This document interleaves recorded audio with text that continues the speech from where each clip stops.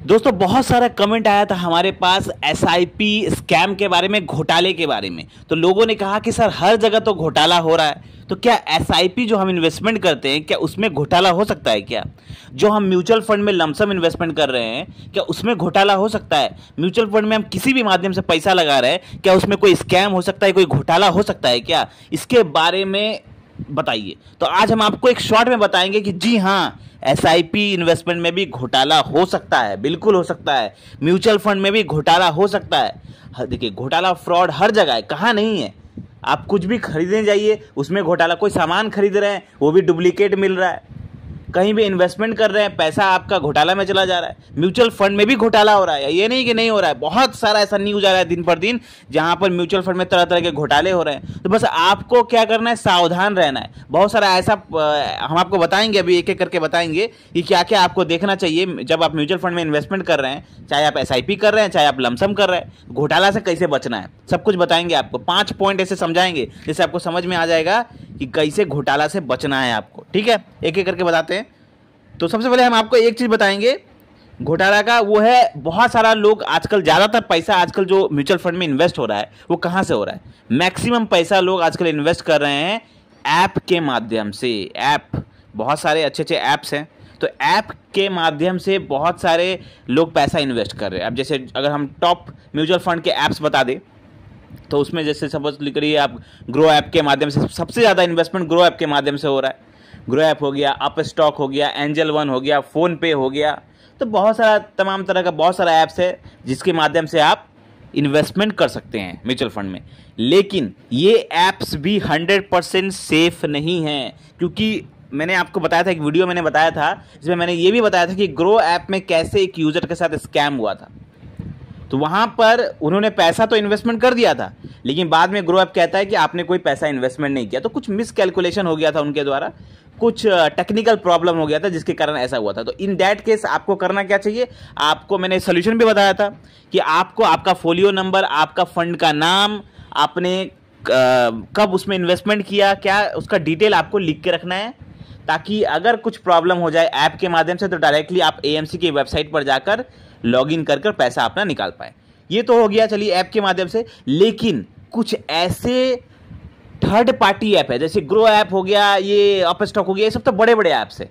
यहाँ पर रिस्क बहुत कम है, शायद ही कुछ टेक्निकल प्रॉब्लम हो जाए तो आपका पैसा नुकसान में जाए, लेकिन रिस्क बहुत कम है। लेकिन कुछ आजकल म्यूचुअल फंड के नाम पर बहुत सारे ठगी ऐप भी आए हैं। मतलब ऐसे ऐप आए हैं जो कि अननोन है, लोग उसके बारे में ज़्यादा जानते नहीं हैं, ज़्यादा लोग यूज नहीं करते, और वो इसीलिए बनाए गए हैं ताकि आप लोगों को ठगा जा सके म्यूचुअल फंड के नाम पर।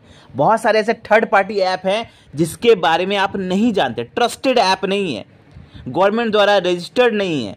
और उस टाइप के जो ऐप है, जो नए नए ऐप आ रहे हैं, हो सकता है आपने उसका एडवर्टाइज फेसबुक में देखा हो, आपने यूट्यूब पर उसका एडवर्टाइज देखा हो। तो ऐसे जो एडवर्टाइज देख के जो कुछ ऐप्स है, नए नए ऐप्स आ रहे हैं, उन सब पर इन्वेस्टमेंट ना करें, उन सब पर अकाउंट बना के इन्वेस्टमेंट ना करें। ऐसे ऐप से इन्वेस्टमेंट करें जो कि ट्रस्टेड है, वेल नोन है, गवर्नमेंट द्वारा रजिस्टर्ड है और उन्हें ब्रोकरिंग हाउस का दर्जा मिला हुआ है। इस टाइप के ऐप्स पर ही इन्वेस्टमेंट करें। और जो नए टाइप के ऐप्स आ रहे हैं जिसके बारे में आपको ज़्यादा जानकारी नहीं है, बहुत सारे ऐसे ऐप्स ऐसे, मैं नाम तो नहीं लूँगा, लेकिन बहुत सारे ऐसे ऐप मैंने देखे हैं जो फेसबुक पर एडवर्टाइजमेंट चलता है, कहीं कहीं पर आपने देखा होगा यूट्यूब पर एडवर्टाइजमेंट चलता है, इंस्टाग्राम पर एडवर्टाइजमेंट चलता है। तो उस टाइप के एडवर्टाइजमेंट के थ्रू अगर आप वहाँ पे जाके वहाँ पे अकाउंट बना के म्यूचुअल फंड में इन्वेस्टमेंट करेंगे तो आप फंस सकते हैं। इसीलिए ट्रस्टेड ऐप के माध्यम से ही इन्वेस्टमेंट करें, पहला बात ये। दूसरा बात ये, एएमसी का रेपुटेशन देके, बहुत सारे ऐसे एएमसी फंड हाउस है जो कि नए हैं, बहुत ज़्यादा नए हैं, उनका रेपुटेशन नहीं है, ब्रांड नहीं है। तो ऐसे फंड हाउस के फंड को चूज ना करें, आप थोड़ा जांच पड़ताल करें। इसलिए मैं कहता हूं कि इन्वेस्टमेंट करने के पहले अपनी जांच पड़ताल जरूर करें। अगर आपको किसी ने कोई फंड का नाम बता भी दिया कि ये फंड है, तो आप पहले जांचे परखे, थोड़ा देखें, उसका हिस्ट्री देखें, कितना रिटर्न बनाते हुए आ रहा है, फंड साइज देखें, कितना लोगों ने उसमें पैसा डाला है कि नहीं, कितना डाला है, एकदम नया फंड ना हो। ठीक है, प्लस आप ये भी देखें कि उसका होल्डिंग्स क्या क्या है। मतलब बहुत सारा चीज़ देख के ही इन्वेस्टमेंट करें किसी फंड में। ठीक है, चलिए तीसरा जो हम आपको पॉइंट बताना चाहते हैं वो है, आपको एक और चीज़ देखना चाहिए, वो है कि एग्जिट लोड भी जरूर देखें। बहुत सारे ऐसे लोग होते हैं जो 1 साल के लिए इन्वेस्टमेंट करते हैं, थोड़ा पैसा आया 1 साल के इन्वेस्टमेंट कर छोड़, उसमें आपको देखना है एग्जिट लोड अच्छा खासा लग जा रहा है, 1% लग जा रहा है विद इन 1 ईयर, कहीं कहीं पर तो 2% भी लग जा रहा है।